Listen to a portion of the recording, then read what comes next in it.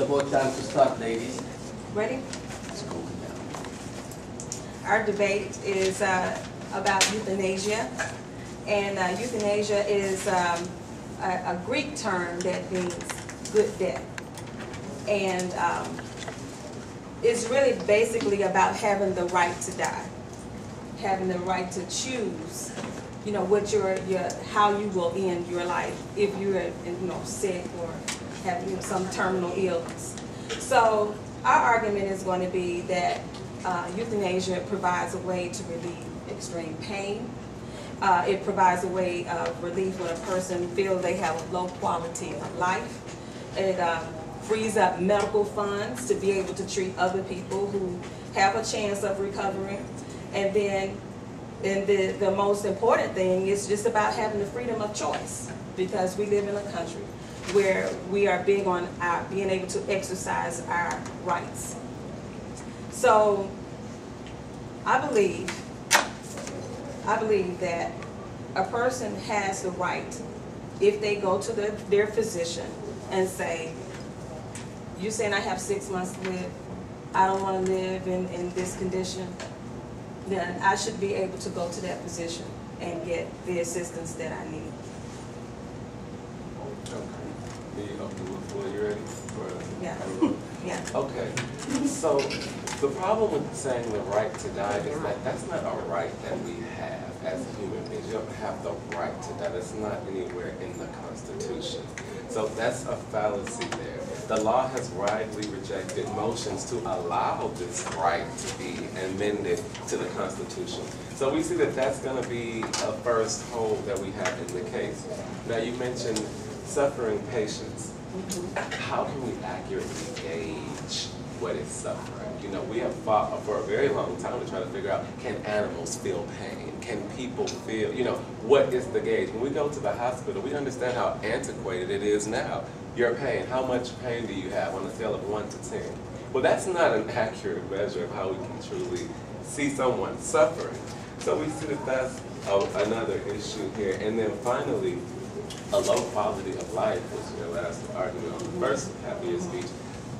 Well, that wasn't defined. So if you just go up and say, I have a low quality of life and I don't want to live my life anymore, what we're going to see is a lot of people who are using this as an escape. It's almost like a hotel type of suicide. I don't have to shoot myself in the head. I don't have to off myself. I can go lie down on the hospital bed and use taxpayer dollars to get injected with something and die. It's not something that the government has gone for in the past, and it's not something that we can approve today. Do you have anything? I do. Okay, I want to go back to the term terminal illness. Basically, we have two problems here. The definition of terminal illness, as well as the changes that have taken place with euthanasia. For example, Dr. Jaballa, I'm pretty sure you're all familiar with him. His definition of terminal illness was any disease that curtails life even for a day. Some laws define terminal conditions as death that occurs relatively in a short time. I don't know what short time to you or me, but I'm pretty sure we have different definitions of what a short time is. And others define terminal, which is like expected within 6 months, as you said in your debate earlier, in your point earlier. Basically, what I'm saying is, even when there is specific expectancy is 6 months, basically medical experts acknowledge that there is basically no proof to virtually predict when someone will die. There's been cases where they predicted someone who died without 6 months but have lived for years.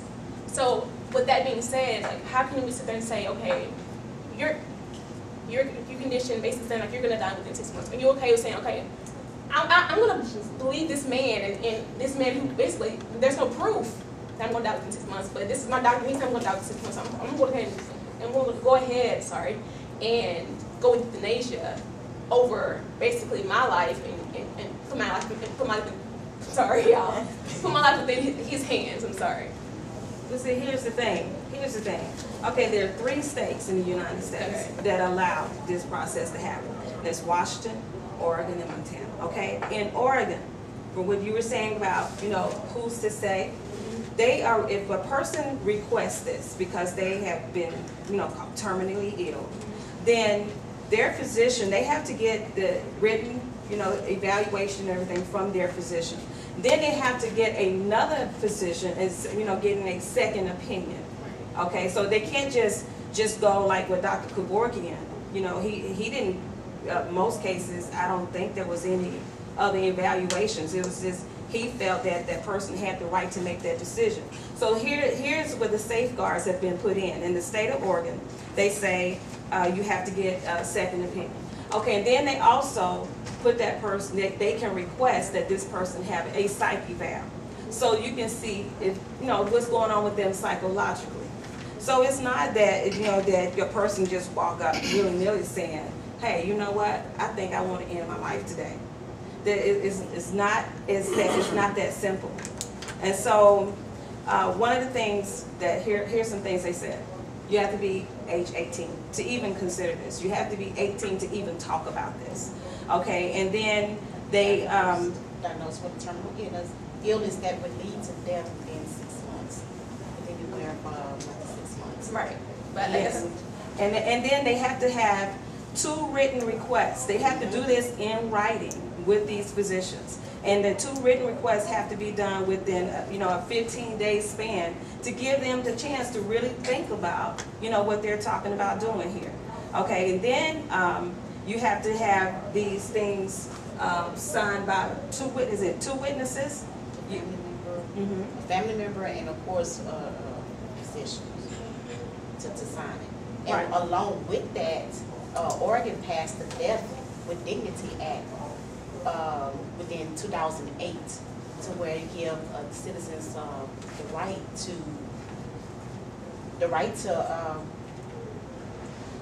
you know, pretty much just to allow them to die as a good death, especially with like we mentioned earlier, with terminal illness that you know that is going to lead to death. For example, say like AIDS, or you're brain dead and you just a vegetable, you know you're not going to come back from. They have every right to want to be legalized with this injection, euthanasia. And another thing to remember also is this: in the state of Oregon, it wasn't the legislature just willy-nilly said, you know, somebody came up with a bill and they passed it. They put this measure before the people, and the people voted. The people voted on this to make this a legal option in the state of Oregon. Speaking of Oregon, I have something here. I don't know if you guys, when you do your research, if you heard about the Measure 16 that they have in Oregon. Basically, it's Oregon's law permitting assisted suicide. Gene Thorne, the state's Medicaid director, announced that physician-assisted suicide will be paid for as comfort care under Oregon's health plan, which provides medical coverages for about 345,000 poor people. Basically, within 18 months of that measure of passage, the state of Oregon announced the plans that they would cut back health coverages for poor people instead of Oregon completely. So basically, if you don't have that option, you're basically forcing them their hand at that, because you're not giving them any other option. Forcing the patient? I personally, because yes. you feel because that they won't they're have cutting medical back. coverage? Yes. Okay. And you know, further on that state, on that problem, Washington, Oregon, and Montana all followed the Netherlands in doing this, because it is allowed in the Netherlands. But what was found in the Netherlands was that we found that doctors were becoming heartless. They were pushing people to the wayside. They had these people on these machines or whatever they were on, and it was just like, okay, you have a disease, you're taking up too much room or too much money in the hospital, we have to let you go now. And it became a very machine type, cold and heartless type of thing. And when we look at that, the second part of this argument we have to look at is, most of the time it's not going to be crazy people coming in. So while in a utopian society it would be nice to say, yes, we will have these psychiatric evaluations and we're going to have a second opinion, but most of the time the problem is not going to come from crazy people saying, I just want to end my life. It's going to come from greedy hospitals and doctors. We've seen in modern day where hospitals literally push people into the streets in their hospital gowns, disoriented, because they have no more insurance and they cannot pay for the care that they need. So we have to look at and be realistic with our government and what happens today in our societies with hospitals and insurance companies, and understand that it's a money game, and if you're not going to have the money, or depending on how